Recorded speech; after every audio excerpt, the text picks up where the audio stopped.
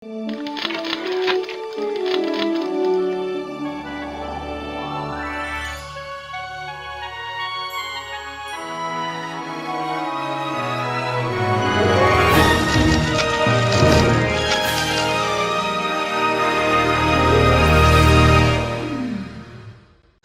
Pagi Gereja Oikos Online. Sebelum Anda melakukan aktivitas lebih lanjut, ikutilah Renungan Pagi hari Senin, Rabu, dan Jumat jam 4.30 pagi di YouTube channel Gereja Oikos Online. Kau besar Tuhan, Kau layak untuk ditinggikan. Kami hidup untuk memuliakan Engkau Bapa. Dan kami rindu nyanyian yang kami nyanyikan pada pagi hari ini menyenangkan Engkau Tuhan.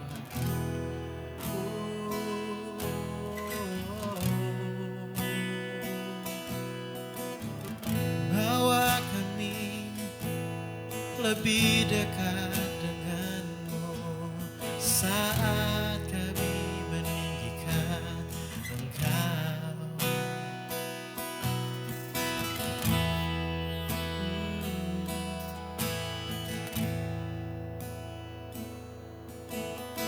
Ku bersyukur padamu Tuhan atas kasih-Mu dan bermazmur bagi nama-Mu yang kudus.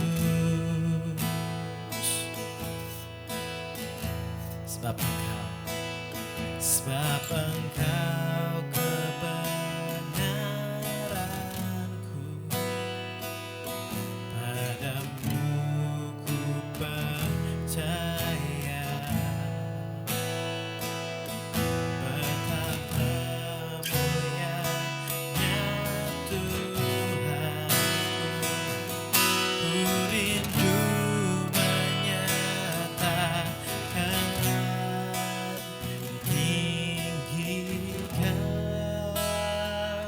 dirimu mengatasi langit, kebesaran-Mu Tuhan mengatasi bumi, tinggikan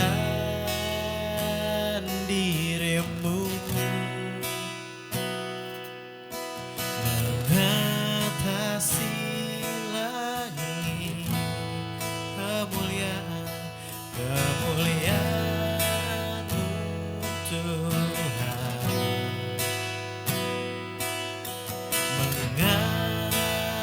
mengatasi bumi.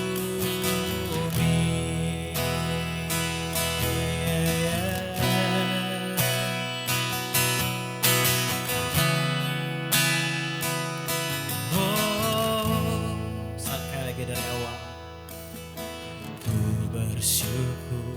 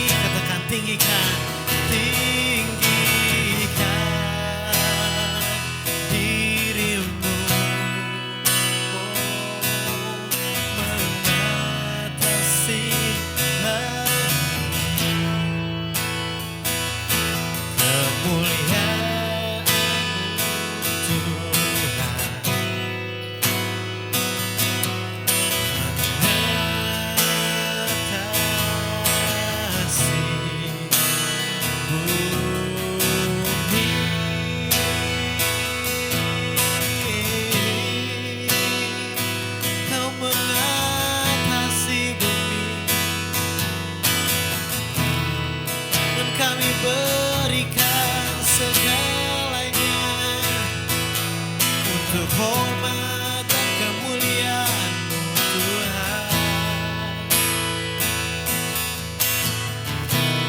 Oh, ini hidup kami, ini hati kami persembahkan kepadamu. Biarlah Engkau yang semakin ditinggikan, semakin dimuliakan, Tuhan. Oh, dan tinggikan diri-Mu mengatasi langit. Kebesaran-Mu Tuhan mengatasi bumi. Tinggikan diri-Mu mengatasi langit dan kemuliaan-Mu Tuhan mengatasi bumi.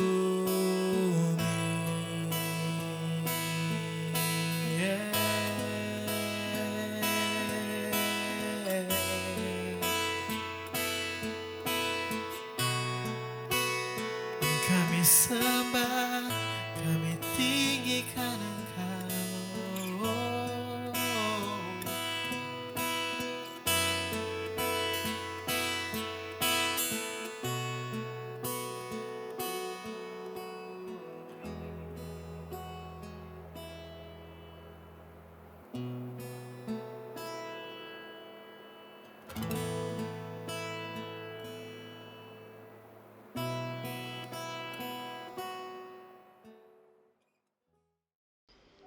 Shalom saudara-saudara, selamat pagi dan selamat bertemu kembali dalam kasih Tuhan Yesus Kristus.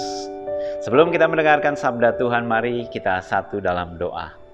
Tuhan Yesus yang baik, kami berterima kasih buat hari ini di mana kami dapat bersekutu bersama-sama dengan saudara seiman dan merenungkan firman Tuhan. Berbicara kepada kami Tuhan melalui firman-Mu yang ajaib ini, tuntun kami sepanjang hidup kami untuk seturut dengan firman-Mu Tuhan. Di dalam nama Tuhan Yesus. Amin. Firman Tuhan akan diambil di dalam kitab Wahyu. Kita masih terus membahas kitab Wahyu. Wahyu pasal 4 ayat 3.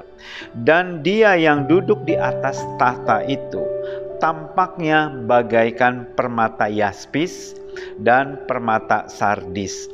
Dan suatu pelangi melingkungi tahta itu yang gilang gemilang bagaikan zamrud rupanya.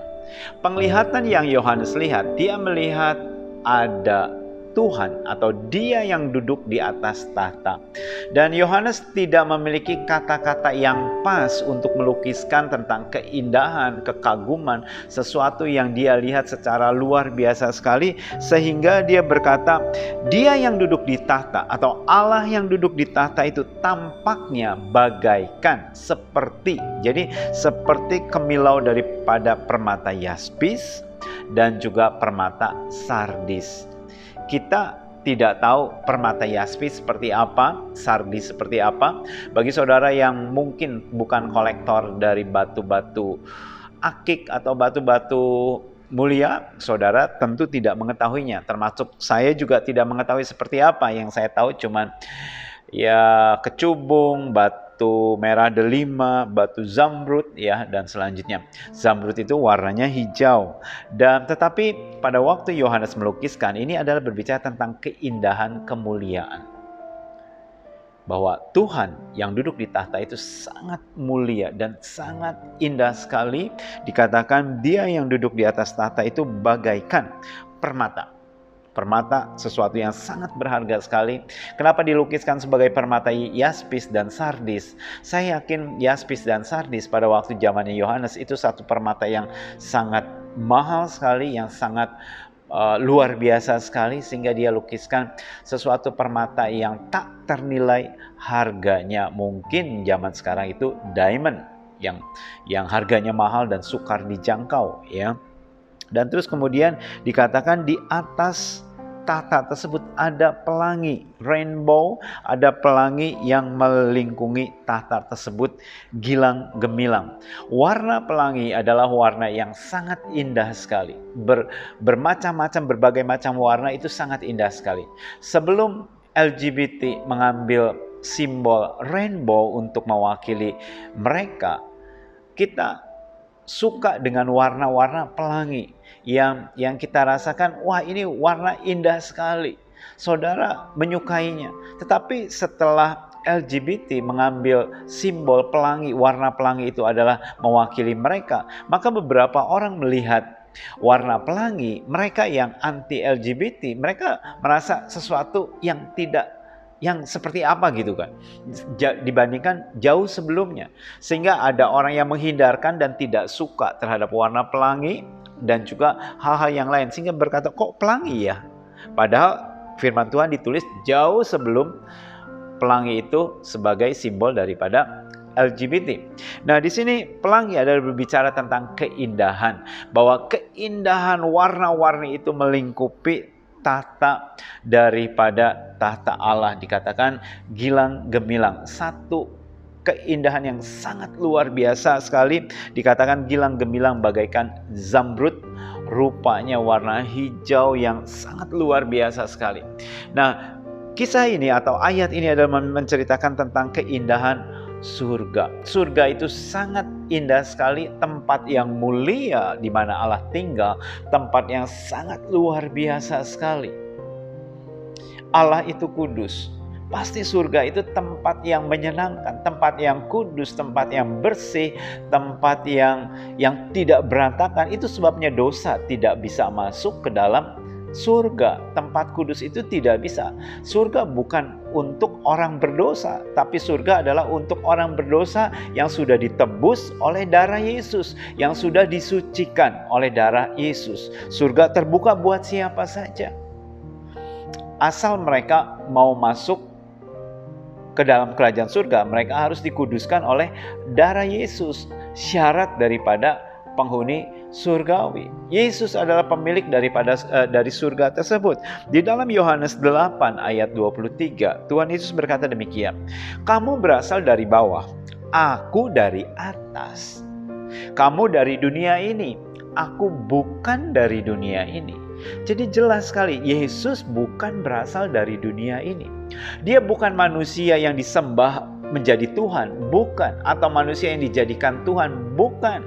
Yesus adalah Tuhan yang menjelma menjadi manusia. Kalau Allah ingin menjelma menjadi manusia, siapa yang berani protes? Terserah Tuhan.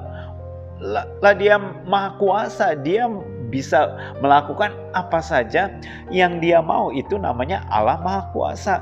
Dan Allah berkehendak apapun jadi. Kalau Allah ingin menjelma menjadi manusia dalam bentuk bayi, dan terus kemudian bertumbuh sesuai dengan kehidupan manusia, terus siapa yang protes? Tuhan mau kok, Tuhan berkehendak dan Tuhan yang melakukan. Dan Yesus berkata, aku bukan berasal dari dunia ini, aku berasal dari atas, aku berasal dari surga. Dialah pemilik daripada surga. Kalau pemilik dari surga menawarkan saudara untuk ikut dengan dia, pasti sampai enggak ke surga, pasti. Kalau ada orang yang mengklaim, yang berasal dari bumi ini, dari dunia, sama-sama dengan kita, ayo ikut saya, kamu pasti masuk surga. Yakin nggak? Ada jaminan nggak? Nggak ada jaminan, karena dia berasal dari sini. Ke surga saja dia belum pernah.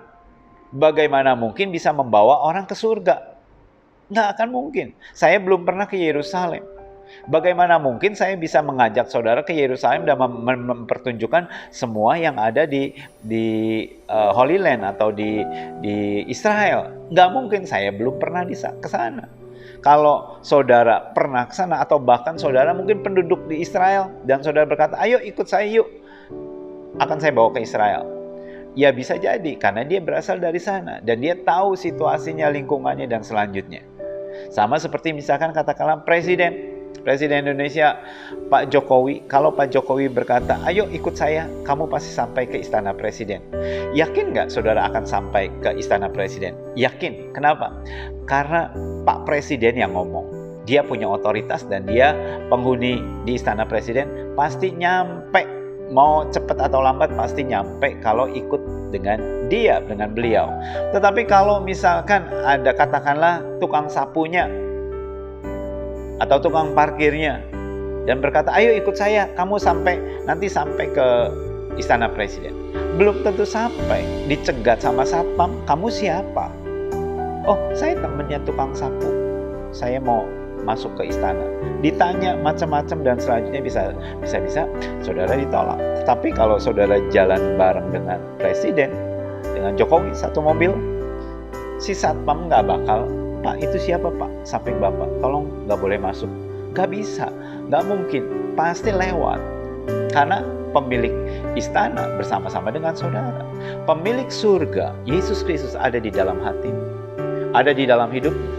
Maka pasti saudara akan masuk dalam kerajaan surga. Dan surga yang indah, yang mulia, Tuhan berikan untuk kita semua. Betapa Allah sangat mengasihi kita. Betapa Tuhan sangat mengasihi kita. Saudara bayangkan, manusia saja di bumi, orang yang sangat kaya atau yang kaya, mereka memiliki rumah yang sangat bagus sekali. Saya pernah datang ke salah satu orang kaya di Singapura.